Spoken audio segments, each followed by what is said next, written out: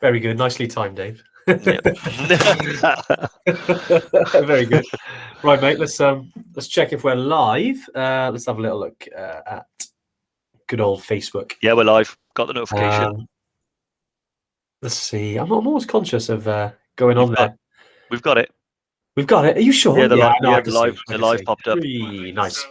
Awesome, guys. Yeah, hello everyone. Another Tuesday tune in on what's been a crazy morning of wet weather here in Wales. I'm not sure what's been like with you guys. But yeah, if you have joined us, do say hello.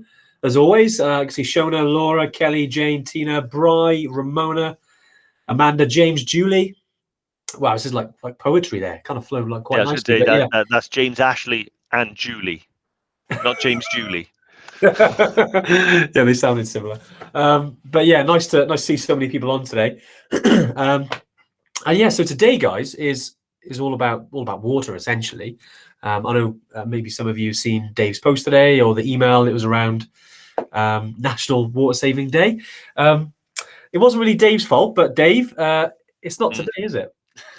No, it's not. It's next week. But all the water could be gone by then. So we've decided there's no time like the present. So we're going to talk about it today. And then next week we can have National Water Day because we saved it.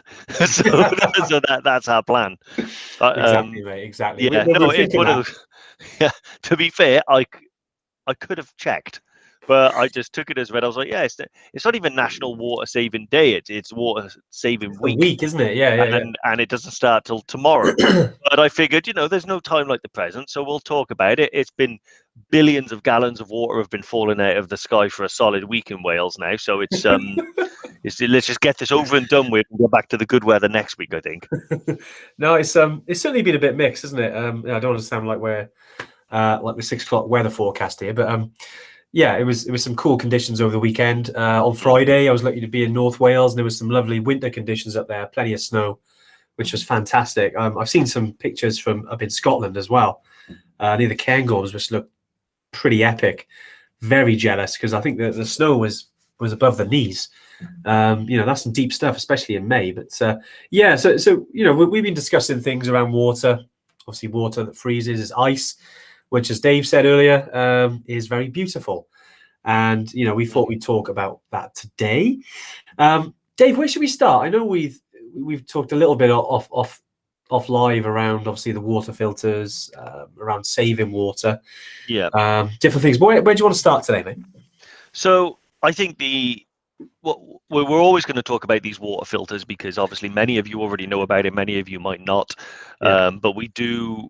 Water is pretty much, it comes up, I think, on every live. So we thought, we're going to do a live about it because there's so many different factors of a trip that are affected by water, where it comes from, what state it's in.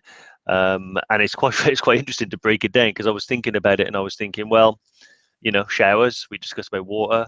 You're drinking water, we discuss water. Gokyo Lake, we discuss because it's water. The Patagonia ice fields trek, we need that water to stay there and stay frozen for that to run. So water. So there's so many different things that we think about, and and it's important for us to keep an eye on. I think the one thing we want to start thinking about. And start making a concerted effort for is the conservation of it, and also the sort of the waste that can go into sort of bringing water to places like the Khumbu particularly, because there are places that sell it all the way up to Everest Base Camp, which means that it's very, very easy and convenient just to buy bottled water whenever you want it. But then the majority of people, there's a tendency to just throw those bottles in the bins that are provided.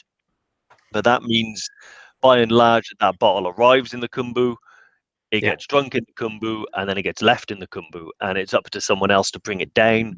So it all costs money. It creates litter, and it there's a plastic bottle on a glacier where there otherwise wouldn't be. So we want to try and avoid that as much as possible by bringing in the water filters. So that's one of the big things that we really super proud of. And a little bit gutted that so many of you, obviously because of COVID, haven't been able to experience how great these water filters are on the trips, because they are magnificent. It means that we get all our water from local water sources, like flowing water in the region, whether that be from a river, a glacial runoff, or a tap. I'm assuming the tap is connected to a glacier somewhere. I was going to say And somewhere it's connected to a water source, right? exactly, yeah. And that just means that, so aside from one destination on the Everest Base Camp trip, all of the water that you guys drink, everything in the bottles that you bring with you, like the Nalgene's or whatever, to what's in your bladder, multiple times a day, it's filled up from a local source, it's drank and it's peed back out, and then it's like there's equilibrium and no waste. So yeah, we absolutely love that. Nice, Dave. I think something what you said there as well is around the conservation of it, and I think one thing we've noticed, even over the literally 5 years now since EverTrek was formed, around how much it's changed with the glaciers as well. Like going up there the first time, Dave, I remember you saying that you literally walked on to the glacier, or the Yeah, Khumbu Glacier Everest Base Camp, and then the last time we went, I believe the last time you went was it October 2019? yeah. See, crazy that it's I know. I should have done talking it about another. that. I think there's another 3 trips that were going to happen to Mm, Nepal since October. Yeah, but I was there on Everest Base Camp, October 31st, 2019. That was that's right. That was my last visit. And I remember you telling me that instead of sort of walking onto it, it was almost 100 meters lower, right? Yeah, yeah, You were walking down to it, which is surreal, and that's such a small time scale that it's yeah. actually constricting that much, and you can see it in real time, which Well, is shocking, really. I mean, obviously we like you guys, we watch documentaries, we read up on these, we do the research around obviously climate change, and it's obviously happening in real time, unfortunately, which is in some ways, a lot of you on here I know have already been to Everest Base Camp. Some of you haven't yet. I can't wait for you to see it. It's ready and waiting for when we're allowed to go out there. The same as say the glaciers on Kili.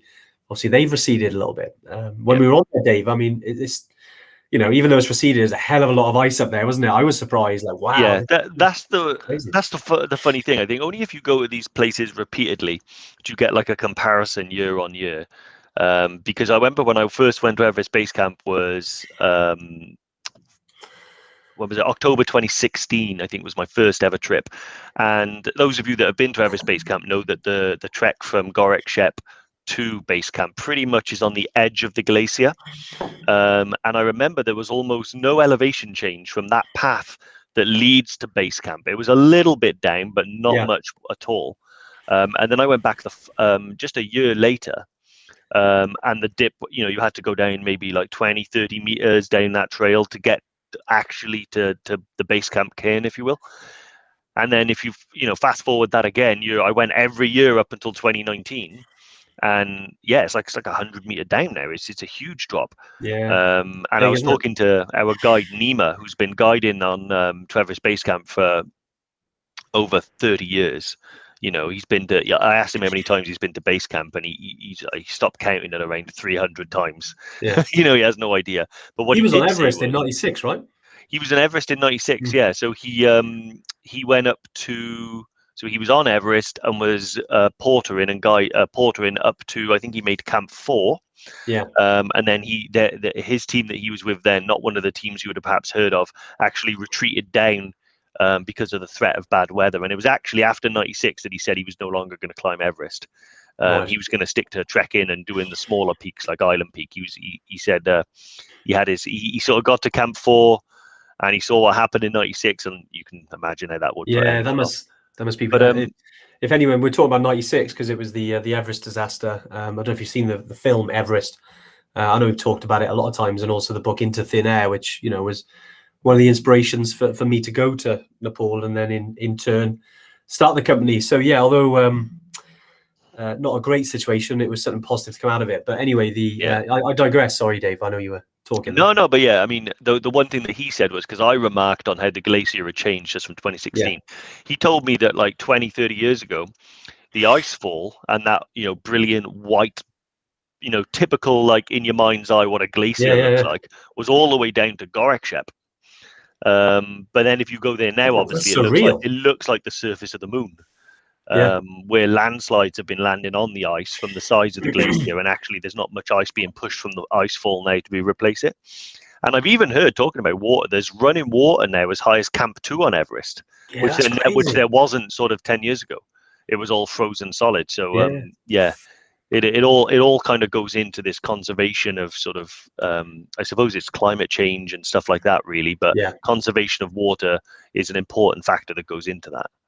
I think one thing it does remind us that we've all got to do our part if we can, and motivated to do what we can. Essentially, I mean, I know I've spoken about this a couple of times, but we had our EverTrek climate plan, which we released about 6-7 weeks ago now, about just some things that we're looking to do over the next 12 months, and then work towards 2030 by reducing our carbon emissions by 55% by that time, which is, I mean, we'd like to aim for more than that, but us and over other 100 travel companies and suppliers have committed to doing that. And the more companies we get on there, the better. If you're linked to any sort of company at all, do sort of Google declare a climate emergency and share that with other companies, because the more companies we get on there, will have a bigger impact. Yeah. Although we don't want to be emailing all of our all the other adventure travel companies out there, we have tried to sort of forward it a little bit and persuade some of our partners to do the same. Because I think the more we can do, the sooner we do it. Obviously, we're protecting these places, and what it does come, when we come back to water, and how important it is. I mean, I've seen a couple of comments come through. I love Bry's save water, drink beer. Yeah, I totally agree with that. Not on the way up though, Bry, on the way down, right? Yeah. But on the way up, obviously, drinking water is vital in terms of hydration, in terms of altitude. And I know I go on about this all the time, but 99 times out of 100, any altitude issue, altitude sickness can normally go back to hydration. So if you get water right, you're there. You're already there. Like, you can get unlucky, of course, but it's so important drinking enough water, 3, 4, 5 liters a day, making sure you're hydrated, especially if you're on Diamox, because you're going to be peeing more. So you need to be drinking more water. And there's a couple of questions that come through. I think it was actually from Jerome. And Jerome, I hope the vaccination went well. And thanks for joining us, mate. You put, do we buy bottled water on the trail, support the local trade, or do we not buy plastic bottles? And yes, so we do not buy plastic bottles anymore. Some people who've been with us historically, before we introduced water filters and we only had chlorine tablets. I've bought plastic bottles, Dave has, a lot of people have. But in March 2019 is when we introduced those water filters. And then we encourage everyone then not to buy plastic bottles unless it's last resort. The only, especially in Nepal now, the only difference would be in Gorakshet, because there's no water source there, essentially, or decent water source. I know you're not a million miles away from the glacier, but still, we still recommend that would be the only place that we kind of say buy bottled water. We don't want to pressure anyone either. If you want to buy bottled water because you want different, it's completely up to you. But this is just something that we're working towards. And exactly. And use the water filters and the water you're provided rather than the plastic bottles. Exactly. And it's like, it's not no one's after sort of perfection. You don't have to be Captain Planet, but you want to strive to be. Captain Planet. Brilliant. So where there's no, it's not necessary to buy the water anymore, and there are lots of other things that you can do to support the local trade. One, just by going there, so just by turning up and booking and using the lodges and stuff like that. That, to be fair, we organize it all, but that's everything they need, plus the meals. So the room and the meals is really their bread and butter. And then there's also you can buy some chocolate bars, some snacks and things like that. So, the water is not the be all and end all, but it could be the be all and end all for the environment. So, that we're happy to sort of, adopt the filters, use the water, and the guides and everything like that. They're all super happy. And actually, there is a thought in the Khumbu anyway about, they've banned single-use plastics and stuff, but you will still see them making their way there.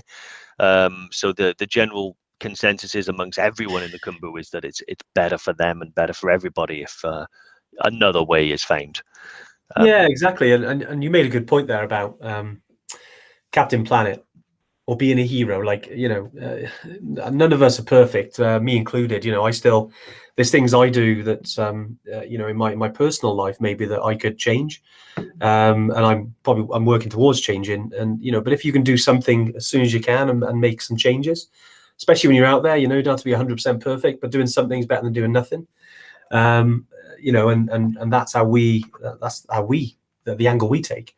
Yeah. And hopefully we can show you how it's helping and how it's working. Like the first season, that we brought these water filters in, it stopped 16,500 plastic bottles from being bought. And stacking those on top of each other, if you were to do that, was 5 times the height of Ben Nevis. So in terms of amount of plastic, that was considerable. Just to put that into context a little bit. And that was just one season. We haven't had many seasons since. I know. That's the thing. Old Uncle COVID turned up and decided that the best way to avoid bringing plastic to the Khumbu was to avoid anything going there. I mean, I know some people are out there now, but yeah, that's another story. Yeah, that's another live, that one. Yeah, maybe that's another live. Maybe next year. Mad, absolutely. But no, it is interesting, and it's important part of the like you said, the acclimatization as well. It is so key. That any time I've ever seen anyone suffer with like altitude sickness or suffering any of the symptoms, the first thing the guides, any medic, a doctor, anybody will ask you is, what have you drunk in the last 24 hours? How much have you drunk? Yeah. Almost always they'll say a liter or liter and a half, which is not enough, because what we always say is, like, when you go up to altitude, even without Diamox, you'll start noticing you'll be peeing more. That's your body acclimatizing, and it's all part of the process. So it's not just exercise and stuff like that. You have to do it. One thing I always do as well, like just going on about the saving water, is I'll avoid having a shower for the whole trip as well, and just bring like, some of those, what they call them, biodisposable, like wet wipes and stuff like that.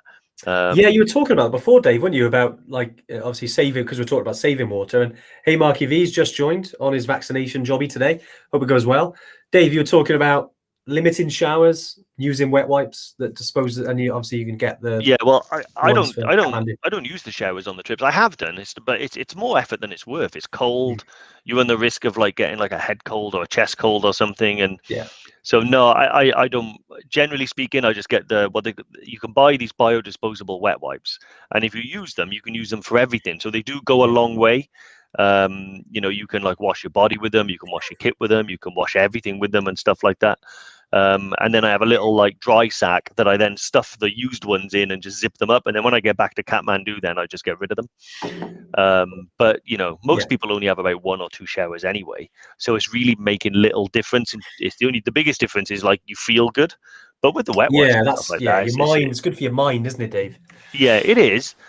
But it's also cold, man. It's like I remember the last shower I had in my base camp trip, which when I decided, right, that's it, I'm done, was it was in Dingboche in April when we were there, and I thought I'm gonna have a shower, and I was walking out the shower and it started snowing, and it took me like hours to warm back up again. And I realized then, that was a silly idea. No, never again. I'll just smell. It's interesting, isn't it? Because I think thing is though, that smell doesn't exactly stand out because everyone's in the same boat. Yeah. You know what I mean? So after a while, I mean, I'm quite lucky because I've got a nose issue. I can't really smell. Soon to be rectified, but I'm quite lucky when I'm in like, say there's 20, 30 people in the trekking house or tea house or lodge. I can't smell anyone, and I can tell you it does, and it's bad. Especially after several days in the mountains and no showers, but that's part of the adventure. That's it's not Disneyland. It's it's adventure travel. I just noticed Leah's just Googled Captain Planet. Do they not have Captain Planet in Australia? I mean, to be honest, I think I might be like anyone sort of younger than me will probably not even realize who Captain Planet is. Yeah, but there was maybe like Captain America is another 4 or 5 friends, wasn't it? 4 or 5 friends. They all had rings. And the rings did. So what would happen is the story would be some bad environmental catastrophe would happen. They would fight it on their own with some success using their individual powers with the rings. But then it would become too difficult. So when their powers combine, they call Captain Planet. He's our hero. He's going to bring pollution back to zero, right? That was a hell of a metaphor there, mate. Mate, they did all the work. They did all the work. You know, this was in the 80s, man. This was in the 80s. They knew what was coming. Yeah. Mad, But isn't it? yeah. You So think they would have done Jane something Moody's about got it it in her soon? head. Yeah, that is he, Captain Planet. See, that's going to be the worst. Ramona also advocate in, saving water by sharing with a friend. I suppose it depends who you're sort of in bunking Yeah. with. Yeah. Yeah, Dave, we keep ours separate. Yeah. Good man. Well, right, Dave, what's the kind of next thing then? I know we talked about, so we talked about water, trekking or altitude, sustainable, sustainability around obviously not using plastic bottles. What about the places there, like the lakes? I know we've talked about it obviously in the Everest region, but what about the others? I know one trip in particular in Peru we've been talking about the last sort of week or so, haven't we? That's it, yeah. So whilst we're on the subject of water, Yeah. so one of the so recently it's box fresh. So we've launched Lake Titicaca. So there's a lovely little sort of like 4-day itinerary there, which you can add on to the Machu Picchu trip. I know some of you were asking about it as well. Yeah. So we looked into it, and it is actually really interesting. Initially, I honestly just thought it's a lake. You know, how fun can it be? But it's actually fantastic. Like, you go out on the water and you can meet the Uros people. But hopefully I pronounced that right, where they make these man-made islands out of reeds harvested from Lake Titicaca, and they basically live there. Yeah. And it's awesome. So I just got distracted by Joel Palmer asking, "Can you wash with we?" You can wash with any liquid, mate. You can wash with any liquid. It's about whether or not you want to. You know. Wow. And I think it's best if you use your own. But no, back to Lake Titicaca. Yeah, it is amazing. Like, you do get to go to these like man-made islands and actually stay with the indigenous families there as well. So you'll have like a host family that'll, you'll get to know and do some stuff like that. So we've really tried to turn it into a really enriching type of trip as well. It's not just going to take pictures of a pretty lake. Because this is one thing we're always keen for, and I think Laurel Fee, who's on the comments, have posted a little link there. It is, we always like to try and keep our trips challenging, edgy, rugged, difficult, because that's the type of trips we do.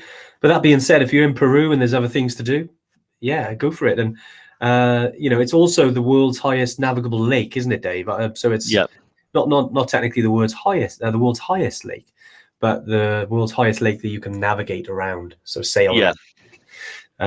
So it sounds pretty cool. So yeah, it's something that we we're always looking at new things in the countries we now operate. Obviously South America is relatively new for us in terms of trips. So we're always looking at new kind of things, especially myself with my scuba diving background is I'd like to do some add-ons around the Galapagos Islands. If you're in that neck of the woods, why not? If you're climbing some mountains and you want to do 4 or 5 days, relax, after it. Similar to what we do in Tanzania, we can go down to Zanzibar and chill out for a few days on a beach. We like to sort of bring that in as well, in South America. So yeah, there'll definitely be some other kind of trips that we'll look to add on, as soon as we can, with all the other stuff that we're doing as well. Like Dave, we've had some questions, but something I want to talk about before we go into that is that obviously current situation. You can't get around that. It's at the moment, red list, green list, amber, all this stuff, and clear is obviously very challenging out there right now. I couldn't believe that we're here in May 21 and March last year. It was with what happened and things come down. I didn't realize that we'd still be having to reschedule, having to change dates, all that stuff. I appreciate everyone's patience around that because, I, like you, want to get back to the mountains. So yeah, with that in mind, obviously it's challenging for all of our team, in countries. You got Nepal and Tanzania are the two countries we kind of work closely with, over the last couple of years. So, with those people, they're very, not that the others aren't, but because they're kind of brand new. But with Nepal and Tanzania, we got very close relationships with the team in each of those countries. And, we've helped Nepal a couple of times already. We have the Jackets for Guides little fundraiser we did, which is fantastic. And I really thank everyone who got involved with that. We also did some fundraising right at the beginning. And I think we raised about $5,000 that went over to Nepal. But now it's continuing, and the people are still struggling at the end of the day. Guides, team, staff. Obviously, in the UK, we're all good, but we wanted to do something else to kind of support our team in those countries. So we came up with kind of joint team effort, but Dave came up with this name actually, which I thought it was good. Strides for Guides is going to be something that we're going to be doing in June. Dave, great name, love it. Essentially, I mean, we'll obviously release this and launch this, but I wanted to give you kind of a little sneak preview of Strides for Guides. Is that basically we're going to be doing some trekking in June. We're thinking around about sort of 100 kilometers each. We're going to link it up to Strava. We're going to get all that stuff that we can. We're going to map it all out for you. I say it's going to be launching in June, but I wanted to give you all a little intro, and then basically try and raise some money for Tanzania and for Nepal. We're going to aim to say get to about £10,000, and we really want to obviously get our community involved in that. So you can get out there and you can do some trekking in June. Try and get to aim for 100k, 100 kilometers. And obviously whilst raising money, and all that money then is going to go to a good place, similar to before. So so Strides for Guides is what we're going to be doing. Really excited about that, and it's Mark, but it's supporters for porters. You know what, that name did come up, but unfortunately it's not just about the porters, it's about all the team. That's why we came up with Strides for Guides. But we'll be releasing all the nitty-gritty details in due course, but I just wanted to kind of put that out there. There's a lot of you, big part of the community, people on here already. I know a lot of you are out there training anyway, and it's a great way to get out, do some training, do some trekking while supporting the team. Shona just put, was it Diane will probably do 100k in one day. I said, well, she could do it. Yeah, that's fine. But yeah, something around that is going to be great anyway. So Dave, well done for coming up with the name. You're welcome, mate. That's me. I'm just like a Pez dispenser for catchphrases, But yeah, no, it's really exciting. It's good. Unfortunately, I'll be taking more of a administrative role in the entire process. 100 kilometers is far beyond my capabilities at the moment. 100 steps, maybe I could probably manage. Well, mate, everyone's Everest is different, right? And exactly. We'll work out your version of it.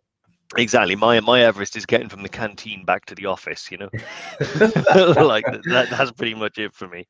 But yeah, no, it's going to be fantastic as well. And obviously, the situation keeps developing and developing. Yeah. And, it's one of those where you think it's down and it gets back up again. And eventually I think we will have it under control and have our foot on its neck. But COVID at the moment obviously is wreaking havoc. So I think we're quite lucky. The UK's doing a good job of keeping on top of it, but obviously India and Nepal and places like that are struggling, and also Tanzania. So yeah, awesome. I'm excited to see what you guys can do from the comfort of my office. I wonder how much that we can, how much, what sort of distance as a community we can come up with. That'd be quite interesting, wouldn't it? Yeah, exactly. We'll stack together. We'll work that out at the end. I have been keeping a close eye on the comments, and there does seem to be a lot of conversation about whether you can or can't wash with pee. Apparently, there's camel pee is great for hair. And that was Joel that came up with that, wasn't it, Joel? I'm wondering, great for hair. How? Will it help regrow bald hair? Is it like a tonic for bald heads, or is it like just for keeping your hair thick and healthy? Either way, I'm just going to probably stick to some Alberto balm or something, something like that. Brilliant. No, yeah, I honestly think that there's unless something like drastic happens on one of our trips, you probably won't end up drinking your own pee, unless you have a prior interest. But nice. One question Ramona's asked, green water off the glacier go into EBC. I read that. Yeah. Always assumed it was because glacier squeezes out the oxygen. Someone pointed out that it would be H2. I don't really know that, to be honest. I'll look it up. I've never seen green glacial runoff. If I did, I would assume it was some form of algae. But I don't know. It could be something to do with that. The pressure releasing it. I'd say normally as water melts, it doesn't generally change color, but it could. I mean, I'm just trying to put my scientific hat on here. Yeah. It could be the H2 element coming out. But yeah, that's an interesting question, isn't it? It'd be Good question, Ramon. That's not what we've been asked before, but we'll definitely come back to you. Yeah. I love that. Yeah, good question, though, Dave. I know we've a few other questions. I will just bring up. Who is it? I think it was Jerome again asked around EBC treks in October. Not looking good at the Mo, postpone or not.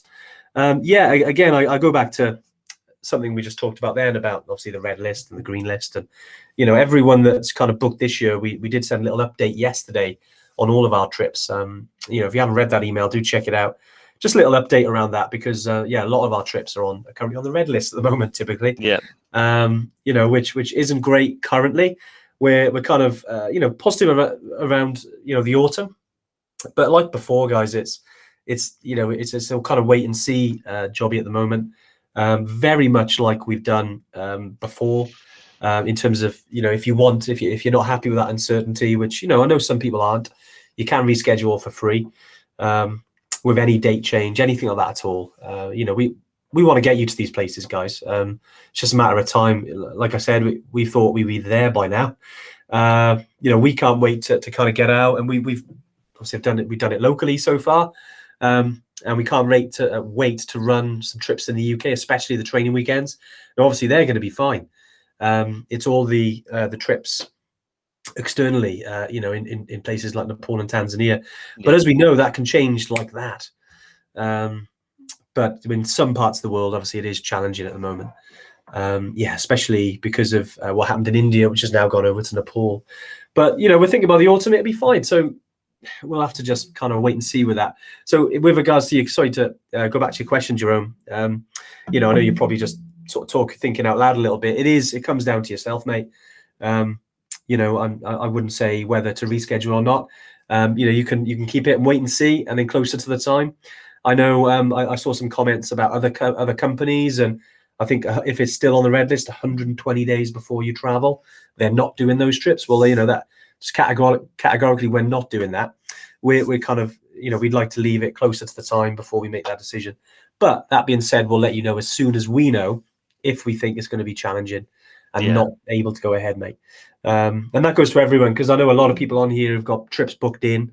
You're excited to go. You want to get out there. I know how you feel. I understand the frustrations, but we'll obviously get on these trips as soon as we're allowed, and as soon as they go onto the green list. Exactly. Which means obviously from a UK perspective, and I know we got people on here that are not just in the UK. But yeah, obviously, as a UK company, it's difficult for us to run any trips where 90% of our customers can't go on these trips. So yeah, we'll definitely be looking at that. I think something we've also talked about is we're trying to, maybe because of the restrictions, now we don't want to get away too far from what we do, which is high altitude, but it's all about training.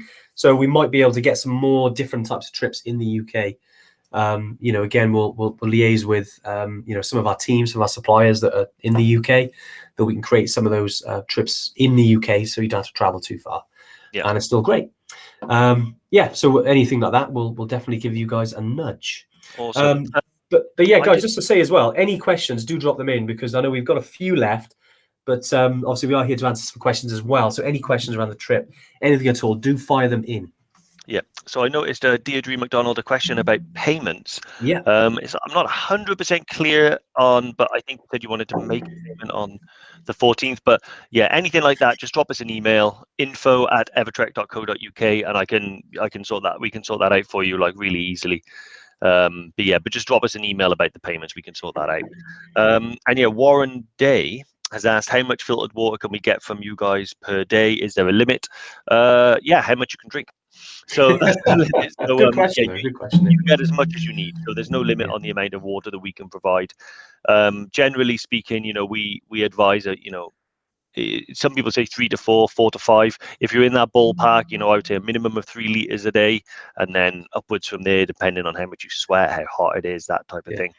But you'll get water in the mornings when you set off. You'll get water at lunch, and then you'll get water at the end of the trek as well when you arrive at the next lodge. So there's plenty of opportunity, to get as much water and stuff like that as you need. So I guarantee you 2 things you won't be short of, and that's water and food. We'll provide you with plenty of that. Yeah, exactly. Yeah, we don't be thinking when you get to the end of the 4 liters and you're still thirsty, you'll be like, no, no, you've had yours. No, no, like, Yeah. honestly, Warren, yeah, mate, you when it comes to that kind of thing, yeah, you have what you want. Um, you need it. You need it. It's yeah, we wouldn't want to stop you from getting any water. But yeah, but valid question around that. Yeah, there's not like a certain quota or anything. If you need water, mate, you have it. Yeah. Yeah, Dave, what questions are next, mate? I know we've had a few So come having a in look just at then. this, Leah has asked, where do you get the replacement filters for the EverTrek Yeah, water bottles? So the company that good manufactures them question. is called Water to Go. So you can get the replacement filters from those guys. I'm not sure how many liters of water they do, but there's quite a lot. So more than a few treks worth of a filterage out of those, and then yeah, Water to Go, you'll get the replacements. And I saw another Cheers, Warren. comment as well. Surely I'm not old enough to remember Led Zeppelin. Yes, I am, but also mainly I listened to Led Zeppelin because when I was growing up, that's the music that my dad would listen to. And I've gone full circle now. Mm, And now, yeah, regardless of what music was sort of around when I was a kid, it yeah. was whatever my dad was playing. So Led Zeppelin, Pink Floyd, a lot of the 70s rock and stuff like that. So yeah, that's where this comes from. This might even be my old man's T-shirt. I think I might have nabbed it off him.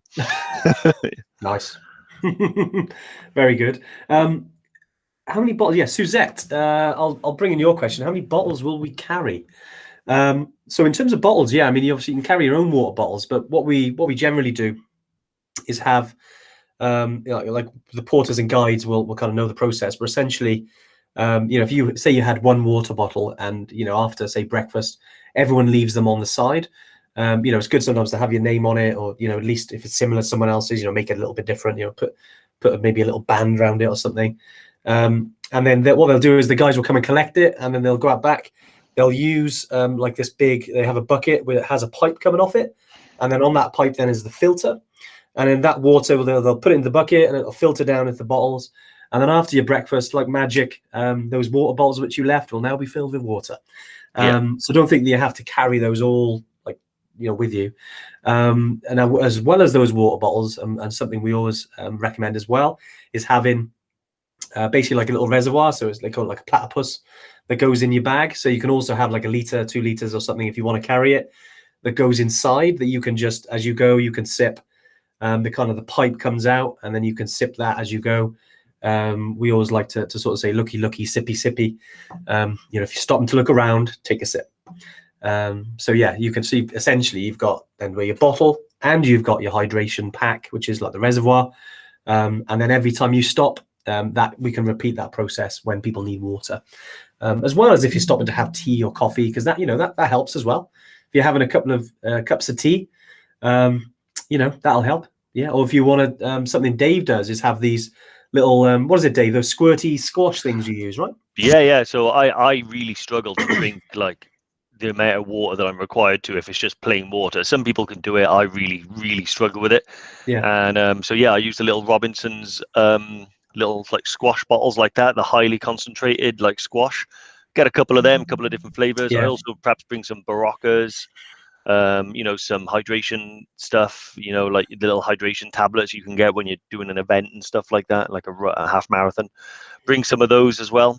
I've just thought of something off the top of my head using my superior memory, that if you have like a 50 centiliter filter for our bottles, I'm not reading it, I promise, I'm just looking at there. Yeah, actually, Fee, who's on the phones for us today, has fed me this information.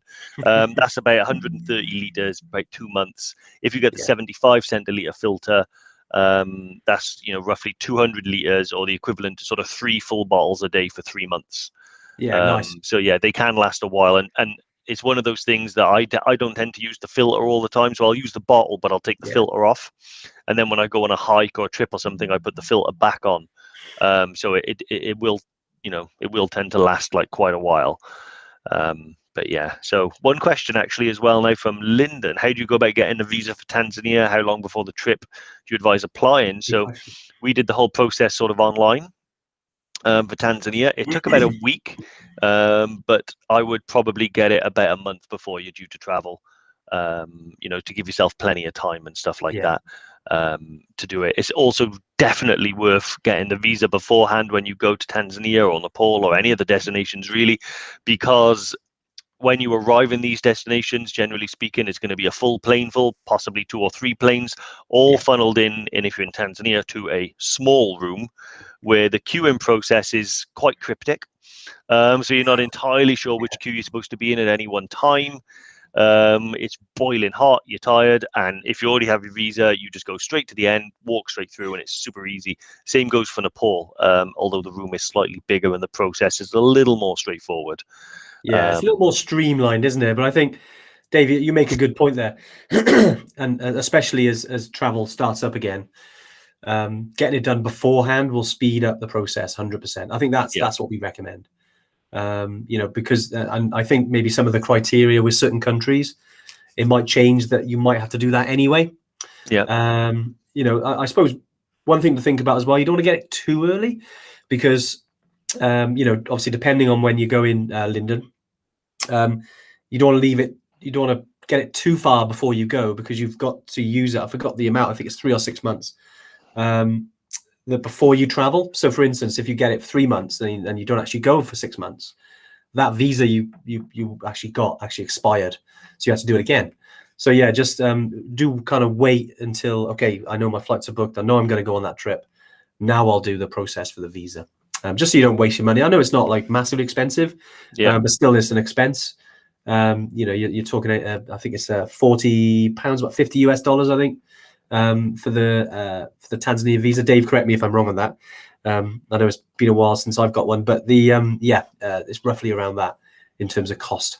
Good question though. I like that. Exactly. I got 2 things I want to double check first. So what Jerome just said, Tanzanian security was super picky and strict. I'll be honest with you, Jerome, I had the opposite. So when I came to pay, I handed over my bank card quite naively because I forgot to get cash, didn't have cash. So they don't accept their own currency. So they actually let me leave the airport without a visa through security, outside to the cash machine, come back the wrong way through security, and then change my money and do it.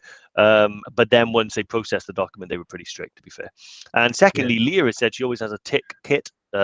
Brilliant idea, particularly if you're in going to like the lowlands and Nepal. Yeah, exactly. But what I'm curious of is she also has a snake kit, and I'm wondering what's in a snake kit, because I don't imagine there's a great deal you can do once a snake has bit you. I mean, what you do is that just like a stick that you like whack it with or something? Like comes out. Do you remember like the Simpsons episode where they had that snake hitting day? Is it like what do you do? Like, I mean, I imagine if you get bit by a snake in Australia, you just kind of lie down and accept your fate, right? Or like run back and try and get some anti-venom as quick as you can. Good question. We only have adders. We only have adders in the UK, don't we? Which are like, apparently getting bit by one of them is it's like getting stung by a bee or something like that. You can have a reaction, but it's unlikely. Yeah, exactly. Alan is on here. Alan Smith. Alan, great to see you on. Are the treks in 22 getting a bit overfilled because of rescheduling? Yeah, it's it's one of the challenges we face, mate. It's certainly we've had to open up more capacity because naturally, as you can imagine, you've got all those people, all the people who want to go, on certain trips. Yeah. So what we've tried to do is run on some dates. So depending on where you go in there, Alan, we've run 2 concurrent trips. So say you go in on like Saturday, the 20th of a month. There'll be 2 groups going on the same day with their own guide, with their own group, but they'll be trekking at the same time. So that's something we've done. We've also opened some midweek dates just to kind of stretch it out. And we know people, if you work for yourself or if you you have a certain amount of annual leave, you want to maximize that leave. So obviously going in the week, Wednesday to like Wednesday in a couple of weeks. So depending on how many days you're using, I think it's relatively the same. That's why we decided to do it. But yeah, it's certainly going to be challenging. I think 22 is certainly going to be a busy year. There's no getting around that. But if maybe you want to want something a bit quieter, we can look at the quieter routes. Maybe even pushing it to 2023 if you want it to be a little bit quiet, or maybe the edges of the seasons, depending on when you want to go. But yeah, certainly, Dave, I think we've noticed that, haven't we? Obviously, we've got a lot of new EverTrekkers, but we've also got a lot of existing who want to go on some trips again. And it's been one of the challenges because of COVID for sure. Yeah, I think the first year after COVID, every destination, not just adventure travel, is going to look a little bit different. compared to what would be considered normal, because Yeah. yes, there are going to probably be more people than you'd expect, but we're managing that by not swelling the groups, to like 20, 30 per group. We're very fortunate that we have the team over there to be able to run multiple trips. We just, by the nature of the way we do it, we tend to attract a lot of guides that want to work for us. So we kind of have our pick of the best guides, so we can run multiple trips simultaneously with smaller groups and stuff like that. Not just snake kit is a bar of chocolate, your last cigarette, and a hip flask. That's awesome. If that's the case, I Wow. pretty much carry a snake kit with me in the UK everywhere I go.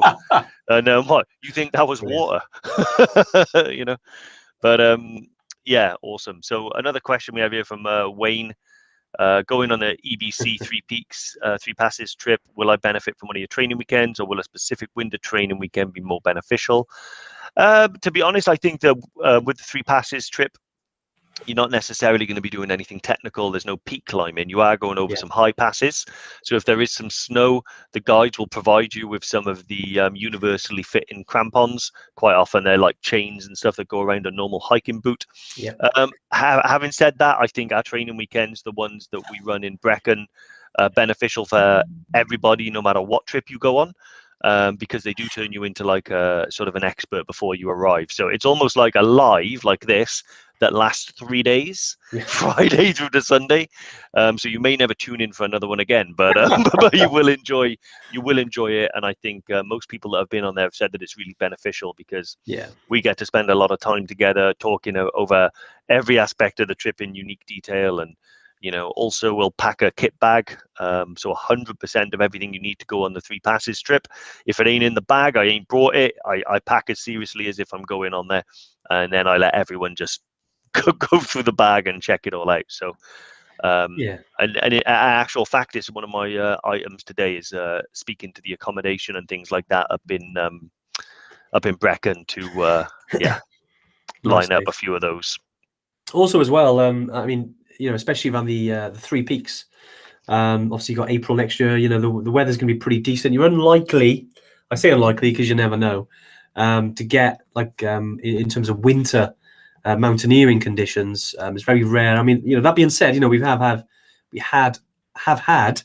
get that right, people who are and EverTrekkers who have gone over some of the passes, and they needed either some ice spikes or some crampons, and the guides sort that out locally. If the conditions allow, so you don't need to take them with you.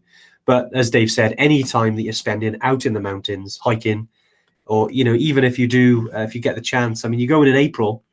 I know that we're going to be doing certainly next winter. I mean, we wanted to run them this winter, but because of the lockdowns in the UK, we couldn't. But certainly next winter, we'll be doing some winter skills up in North Wales and Scotland, with our good friend Steve at Aim Higher. So yeah, it's definitely going to be an opportunity for you to do that. But I wouldn't say it's a necessity for you. I don't think like you have to, do that before you go. But it's not going to hurt. And who knows, it might inspire you to want to, after doing EBC, you might want to go and try a 6,000 meter peak, or try Toubkal in winter or something different. I know for me, as soon as I stepped on, I love the snow. I love winter conditions.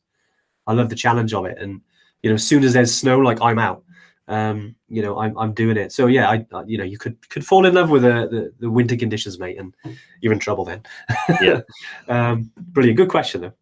Yeah, just Andrew. Yeah, we are talking about the 3 passes, but our trip is the 3 peaks, 3 passes. Yeah. Because we also take in the viewpoints of like Dokyo-ri, Kalapata, and Nangasa, which is like the 3 peaks that are not the passes. So it's because our trip's a little bit different, but 3P, if you want to summarize.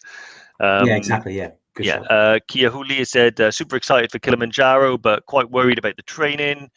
I'm round and old. Any tips? Makes no difference how old you are, or necessarily how round you are. Kilimanjaro it is tough. So you want to do some training. I always say train as much as you can. You don't have to train to any specific level to be able to do it, because I've seen super fit people fail, and I've seen super round people make it up there and down with relative ease. So what it's about is getting out regularly, putting some strength and endurance in your legs. Also perhaps lifting some weights just to get your back strong, because you are going to be carrying a pack for 8 days solid. So it's all the normal stuff. There's nothing too scientific. It's about cardio. It's about strength and endurance. And if I was going to concentrate on any one of them, I would say hiking is the best you can do.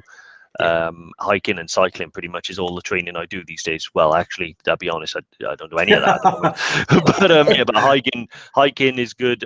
Cycling is good. But also don't forget, that it's about your determination as well. Yeah. The determination factor is equal to the fitness, if not more so, because where your fitness can let you down, your mind and the drive to actually go can compensate for. So most people that I see turn around on things like Kilimanjaro, it's not so much a failure of the body. Like people always think that altitude perhaps will be the number one reason for turning around. Yeah. At least on our route, the Lemosho route, I think altitude is less of a factor, and it's more about being tough and having the endurance and the mindset to have an adventure and accept it's going to suck some days and it's going to be hard some days, but then it's going to be great some days and it's going to be awesome. So yeah, exactly, Dave. And I think you hit on some good points there around obviously fitness is important. The more you do care, the more you'll enjoy it, mate. And it's going to be hard regardless, and if you're okay with that and if you're all right with the challenge, then you're in the right place. And if we'd love to help you on your journey, and doing it. And yeah, Dave said there, just get out, just do some hiking.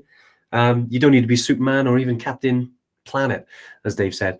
You can get out there and just hike with a pack on your back, build up the leg strength.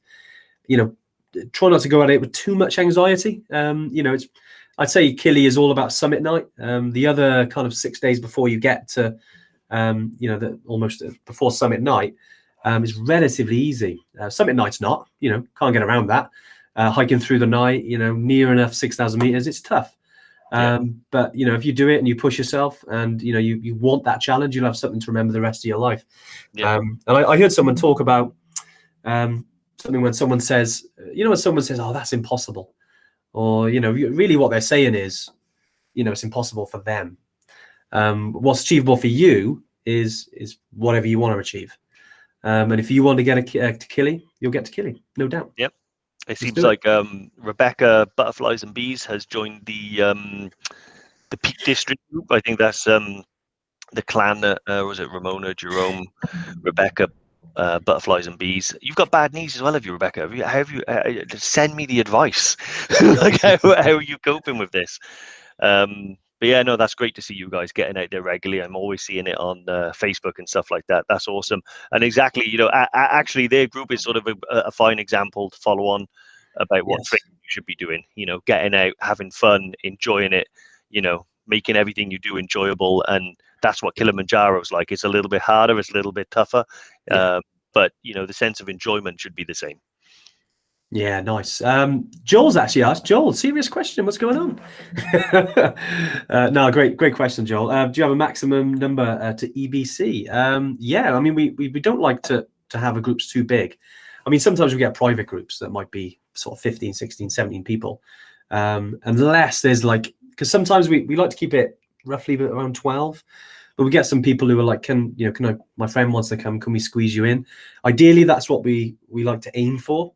Because we don't want to have a group of say 30 people on the mountain. It's just doesn't work as well. I think the chances of success then, because the bigger the team they don't tend to work as well.